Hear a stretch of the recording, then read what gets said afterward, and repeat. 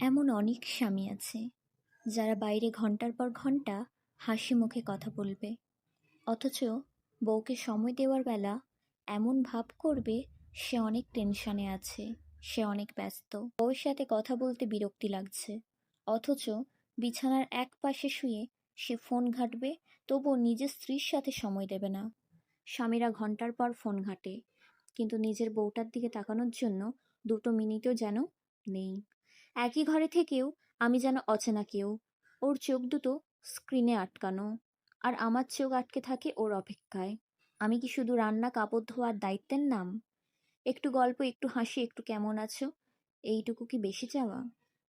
ফোনে যার সাথে কথা বলো সে কি জানে তোমার ক্লান্ত মুখটা? সে কি বোঝে আমার চুপ করে থাকার মানে? আমি অভিযোগ করতে চাই না, ঝগড়াও চাই না, শুধু চাই ফোনটা একটু নামাও, আমার দিকে তাকাও, আমি এখনো তোমার বউ, আমি এখনো তোমার অপেক্ষায় থাকি। একই বিছানায় শুয়েও আমাদের মাঝে যেন একটা দেয়াল, ওপাশে ফোন, এপাশে আমার জমে থাকা কান্না। আমি কি বদলে গেছি, নাকি ভালোবাসার দামটাই কমে গেছে? বিয়ের পর কি মেয়েদের এভাবেই অদৃশ্য করে দেওয়া হয়? আমি সারাদিন সব সামলাই, ঘর, সংসার, মানুষ, সম্পর্ক, কিন্তু রাত নামলে আমাকে সামলানোর কেউ থাকে না।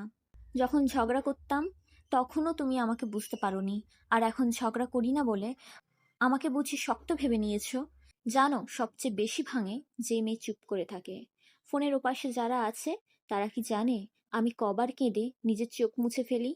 আমি শুধু স্ত্রী নই, আমি একটা মানুষ, আমারও কথা আছে, আমারও আদর দরকার। একদিন হয়তো আমি আর কিছু বলবো না, সেদিন বুঝবে আমি আর অভিমান করিনি, আমি ক্লান্ত হয়ে গিয়েছিলাম।